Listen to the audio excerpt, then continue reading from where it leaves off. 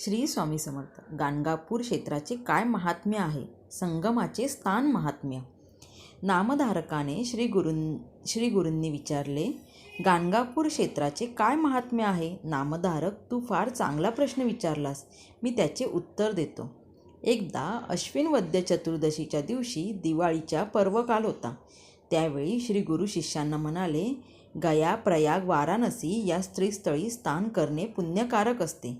तेव्हा आपण सर्वजण यात्रेला जाऊन या. अरे, तयारी कसली करता? सगळी तीर्थे तर आपल्या गावाजवळच आहे. त्यासाठी तयारी करण्याची काय गरज नाही. तुम्ही माझ्याबरोबर चला, मी तुम्हाला सर्व तीर्थे दाखवितो. असे सांगून श्री गुरु सर्व शिष्यांना बरोबर घेऊन भीमा अमरजा संगमावर गेले. तेथे सर्वांनी स्नान केले. त्यावेळी श्री गुरु सर्व शिष्यांना म्हणाले, या संगमाचे महात्म्य फार मोठे आहे. येथे स्नान केले असता प्रयाग स्नानाचे पुण्य लाभते. येथे भीमा नदी उत्तरवाहिनी असल्याने ती गंगेपेक्षा अधिक पवित्र आहे. येथे अष्टतीर्थे आहेत, त्यामुळे येथे आले असता काशी क्षेत्रापेक्षा शतपट पुण्य लाभ होतो.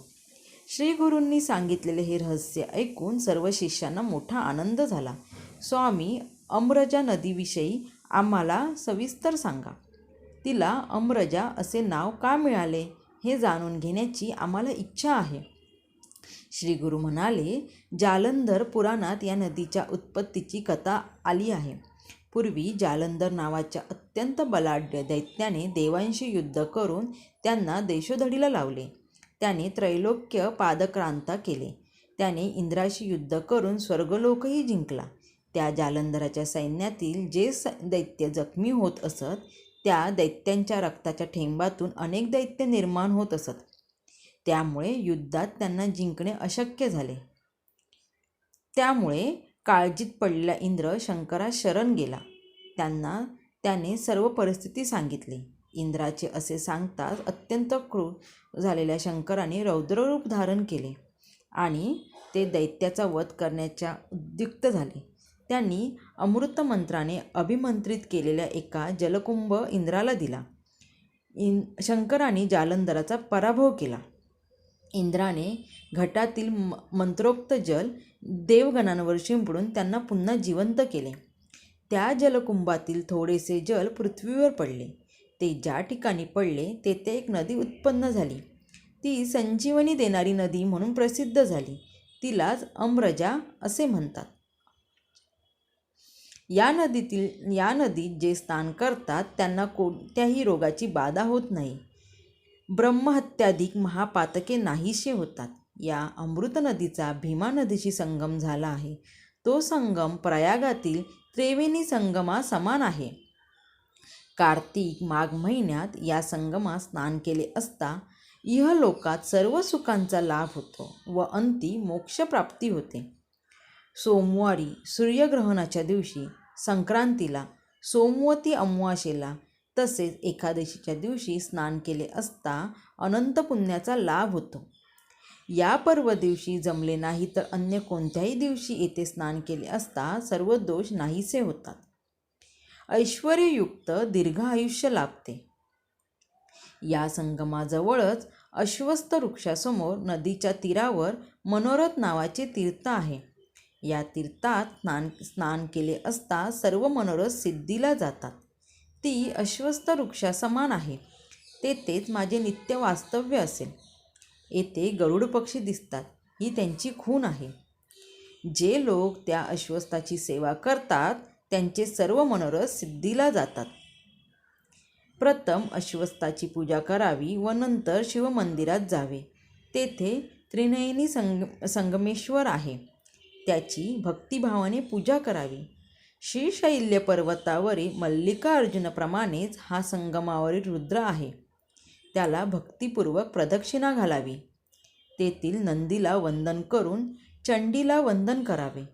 पुन्हा नंदीला सव्य प्रदक्षिणा घालून सोमसूत्रास जावे. अशा 3 प्रदक्षिणा घालाव्यात. मग नंदी मागे उभे राहून शिवदर्शन घ्यावे. असे केल्याने सर्व प्रकारचे वैभव व पुत्रपौत्रींचा लाभ होतो. त्यानंतर नागेशी गावी जावे.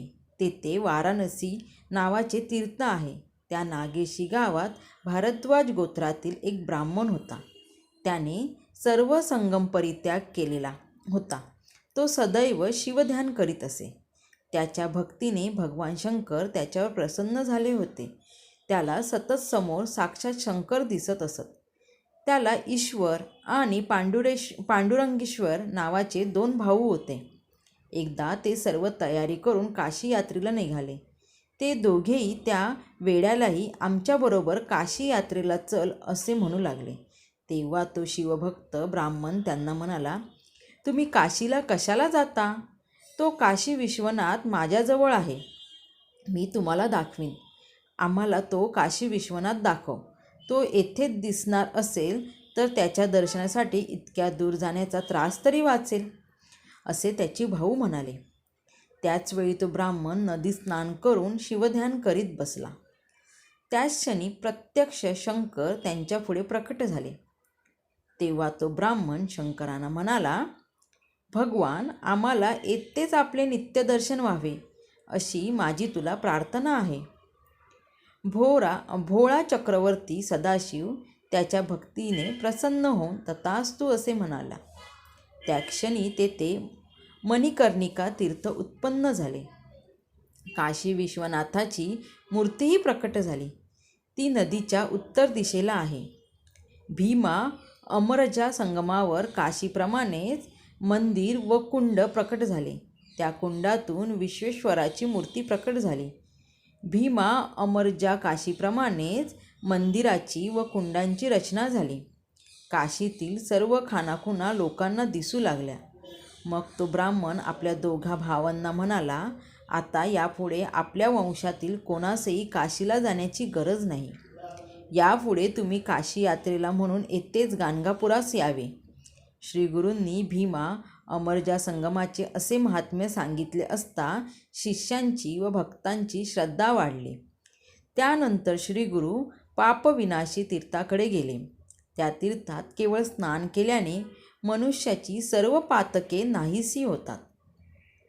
श्रीगुरूंनी आपल्या या शिष्यांना अमरजा नदीच्या तीरावरील कोटीतीर्थ, रुद्रपादतीर्थ, गयातीर्थ, चक्रतीर्थ, कल्लेश्वर देवस्थान अशा 8 तीर्थांचे व पवित्र स्थानांचे महात्म्य सांगून तेथे स्नान, दान, पूजा आदी कर्मे केली असता अनंत पुण्याचा लाभ होतो.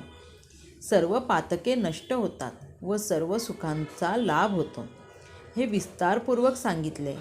ते ऐकून सर्व शिष्यांची खात्री पटली की काशी, प्रयाग, गया सर्व काही येथेच आपल्या जवळच आहे.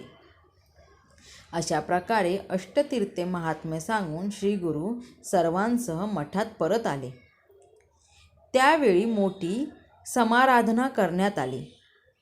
गुरु म्हणती शिष्यांशी, महिमा अपार संगमासी, प्रयाग समान परियेष्टी, 6 कुळांमध्ये स्नान करणे.